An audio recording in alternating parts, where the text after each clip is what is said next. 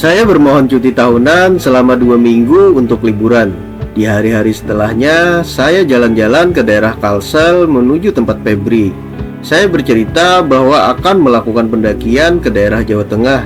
Apabila ingin berangkat bareng, ngumpul di Pelabuhan Trisakti pukul 3 sore. Pada hari Senin 4 November tahun 2019, sore hari, saya diantar Febri dengan motor miliknya menuju Pelabuhan Trisakti. Dia tidak bisa ikut mendaki bareng kala itu. Dulu dia tinggal di daerah Liang Anggang, menyewa rumah temannya bernama Alpi. Di rumah Alpi, tempat saya menitipkan motor. Saya berdua berangkat menuju pelabuhan.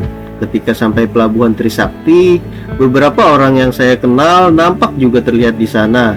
Saya mengira mereka akan ikut naik kapal. Ternyata mereka juga sedang mengantarkan temannya. Saya kemudian masuk ke area dalam. Truk-truk berbaris telah bersiap menaiki kapal. 4 orang telah berada dalam truk. Rijal, Saudi, Dodi, Bunga, Kernet, dan sopir. Ditambah dengan saya, berarti totalnya adalah 7 orang. Semua tas carrier kami letakkan di atas atap truk dengan diikat tali. 3 petugas pelayaran pelabuhan sedang berjaga di depan pintu masuk truk, memeriksa ke dalam truk yang kami tumpangi. 3 orang bersembunyi di belakang 2 kursi truk. Petugas menyatakan penumpang terlalu banyak.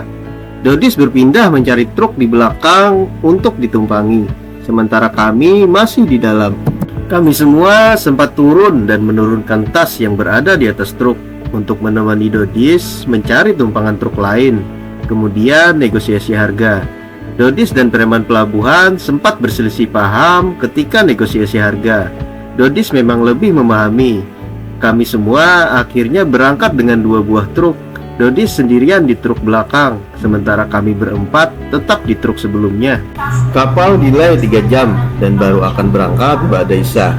Suasana sebelum berangkatnya kapal Dharma Kartika 9 di samping Pelabuhan Trisakti Banjarmasin sempat saya rekam.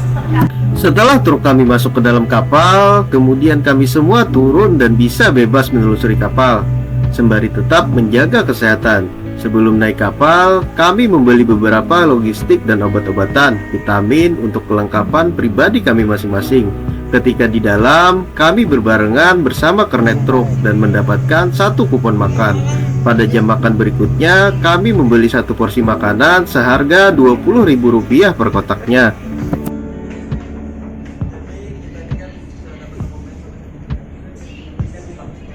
Mulai. Semalam minus 2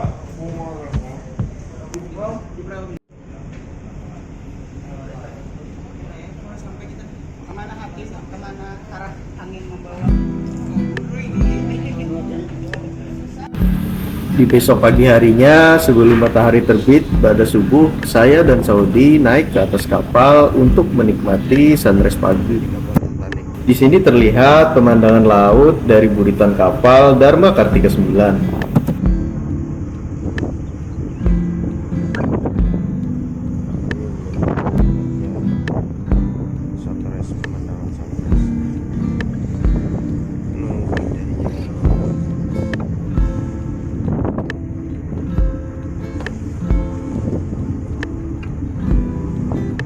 Di sisi kiri kapal terlihat bentuk skoci kapal Dharma Kartika 9 yang kelihatannya sederhana tanpa atap.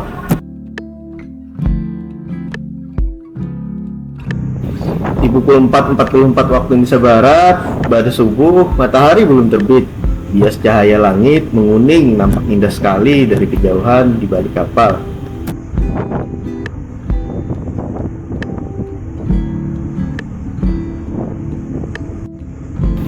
Entah kenapa ketika di tengah laut, siangnya terasa lebih cepat.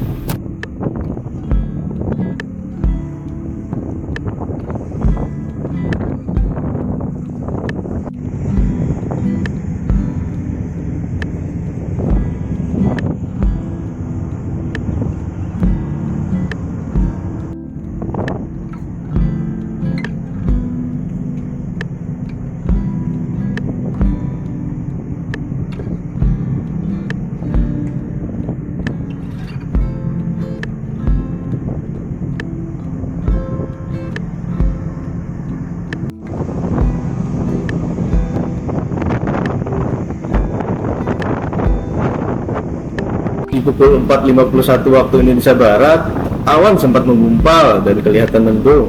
Terlihat Saudi sedang asik menelusuri kapal di ujung sana. Di pukul 5.36 waktu Indonesia Barat, alhamdulillah mataharinya sudah terbit, menandakan sunrise telah tiba. Ketika terbit, lama tertutup awan. Baru di jam ini munculnya wak wak wak wak wak. Terlihat Saudi sedang asik menikmati matahari terbit dengan merebahkan diri. Saya pun di sebelahnya juga demikian. Entah kenapa yang saya lihat awan di atas sana membentuk gugusan seperti lapat kalimat Allah. Sungguh abstrak sekali kelihatannya.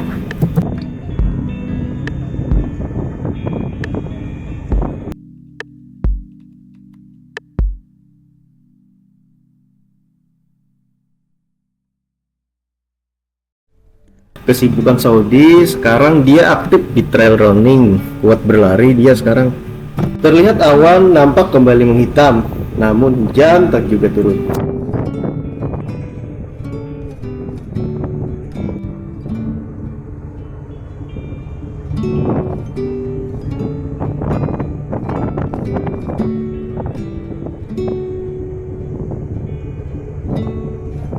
Selama belum turun hujan, rebahan di sini terasa masih aman, walau awan sudah nampak menghitam.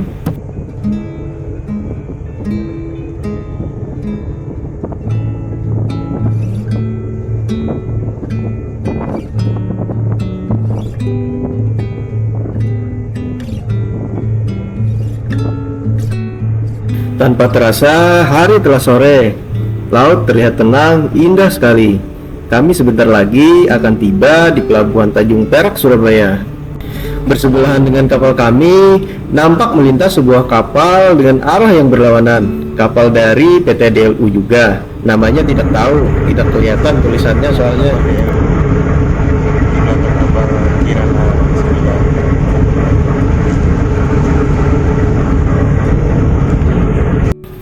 Di pukul 16.33 waktu Indonesia Barat, kami hampir menepi di dekat pelabuhan. Pukul 16.53 waktu Indonesia Barat, kapal pun tiba di Pelabuhan Tanjung Perak, Surabaya. Kami semua bersiap menuruni kapal.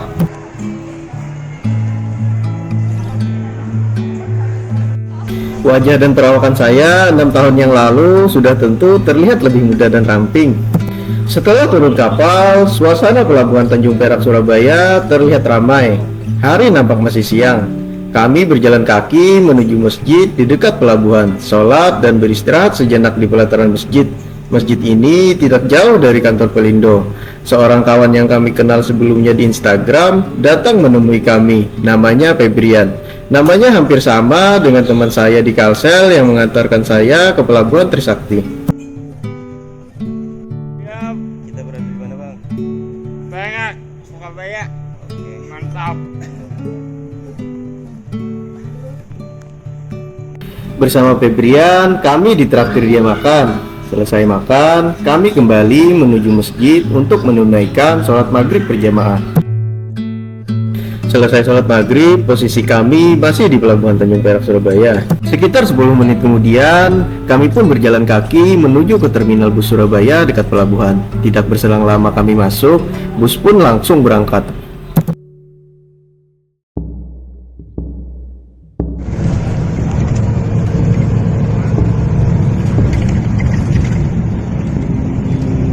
Setelah sampai terminal Giwangan Yogyakarta, kami pun beristirahat, sholat, merebus air untuk membuat kopi, juga makanan mie instan. Sampai menjelang subuh kami begadang, kemudian melanjutkan perjalanan di pagi harinya menuju ke arah Wonosobo, Jawa Tengah. Dari terminal Giwangan Yogyakarta, kami berempat melanjutkan perjalanan ke arah Magelang, dan dari Magelang kemudian dilanjutkan ke arah Wonosobo. Di sana kami berempat bertemu dengan Yasmin, duduk dan ngopi bersama.